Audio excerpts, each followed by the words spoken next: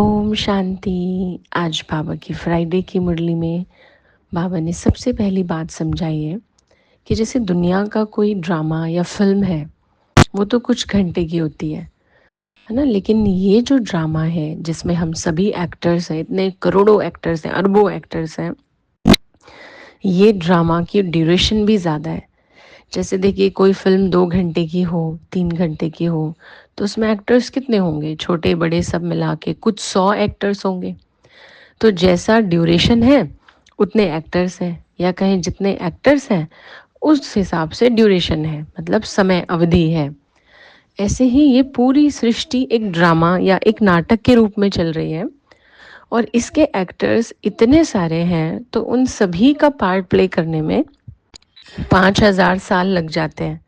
तो बाबा ने आज हमें समझाया कि इसीलिए इस ड्रामा में ये ध्यान रखना है कि हमारा पार्ट हम कैसे प्ले कर रहे हैं। जैसे देखिए, एक होता है ना, 2 घंटे की 3 घंटे की बात होती है, तो हम किसी से लड़ भी लिए, सपोज हम ट्रेन में जा रहे हैं, नहीं पसंद आया, किसी से लड़ भी लिए, कुछ बोल भी दिया, और फिर मन में यही रहता, ठीक है अगले स्टेशन पे तो उतर ही जाना है, या कल सुबह तो हमने उतर ही जाना है। तो ये कह के हम अपने आप को तसल्ली दे के अपने कर्म को जस्टिफाई कर लेते हैं।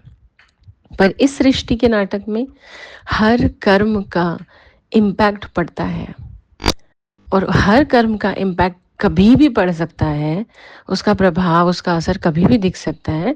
इसलिए हमें बहुत बहुत ध्यान देना है अपने कर्म पर।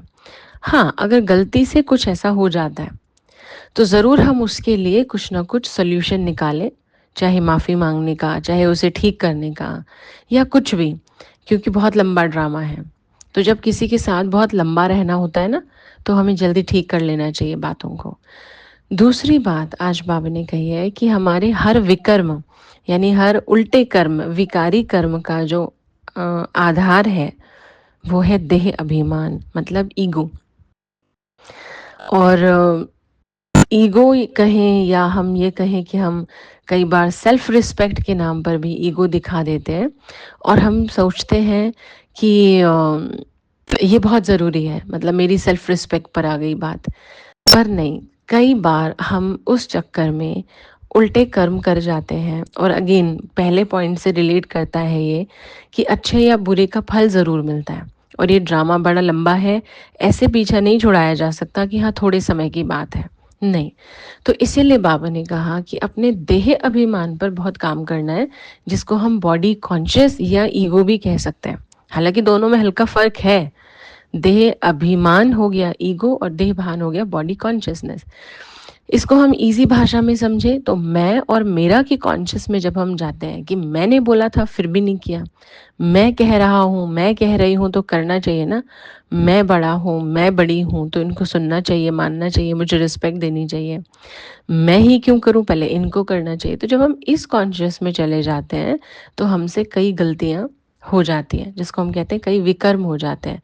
तो अपने देह अभिमान, इस विकार पर बहुत बहुत ध्यान देना है, और इसको ख़त्म करना ही एक चैलेंजिंग काम है। इसलिए रोज़ अपनी चेकिंग करनी है, रोज़ अपना अटेंशन देना है।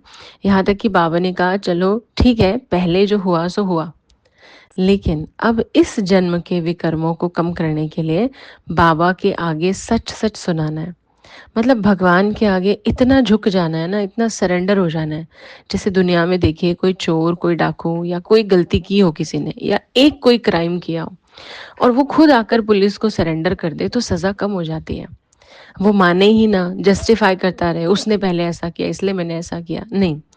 तो बाबा भी कह रहे हैं कि, मतलब बाबा का भी भाव यही है कि अगर हम ईश्वर के आगे समर्पित हो जाएं, हाँ हमने ये किया बाबा, रीज़न चाहे जो मर्जी हो, तो हमारी भी उस कर्म की सज़ा या उस कर्म का जो फल है वो घट जाता है, जो भी बुरा कर्म होता है। तो इसलिए इन बातों पर ध्यान देने के लिए बाबा ने कहा, ये आज की मुरली है। ओम शांति।